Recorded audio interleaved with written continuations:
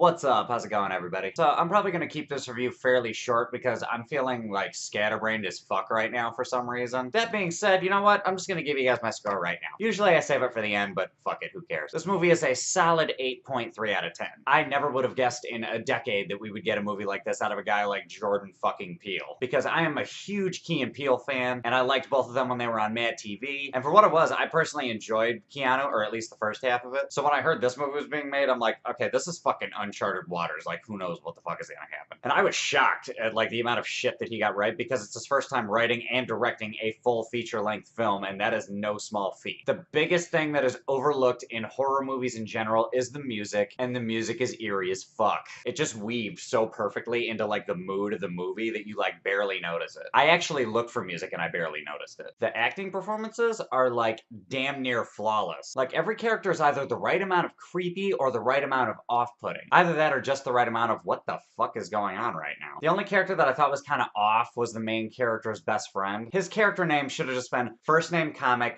last name relief. Because a lot of the stuff that he says is pretty funny, but there was a couple times where he was trying a little bit too hard. He was a good character, he served a purpose, but there was just a couple times where he was like overly obnoxious and I just thought it was stupid rather than funny. And also the movie's like really like tonally weird, but it kind of executed that weirdness in an effective way somehow. Or maybe it was like a more relatable way. I can't really quite describe it. Like for some reason you just kind of viscerally understood the unsettling nature behind what was going on, but you just couldn't quite put your finger on it until, you know, like the third act when you kind of figure out exactly what's going on. Which leads me to my next point. The third act of this movie is very strong. I won't give anything away about it, but there was a couple like twists and turns here and there that I thought were really creative. And as soon as you do figure out everything that's going on, you just think to yourself, wow, everything makes sense now. And one thing that I'm really not sure how I feel about, and which is actually a good thing that I don't know how I feel about this, was the kind of like stereotype and prejudicial nature of some of the things that happen in the movie. And there are definitely some like prejudicial feelings from both the black and the white perspectives in this movie. But I think that was kind of the idea, was to like kind of bring up the kind of like tribal instincts that we all kind of have. And that's just the old like primate part of our brain still talking. Because at the end of the day, like I personally, I don't give a shit what race you are. As long as you're not being an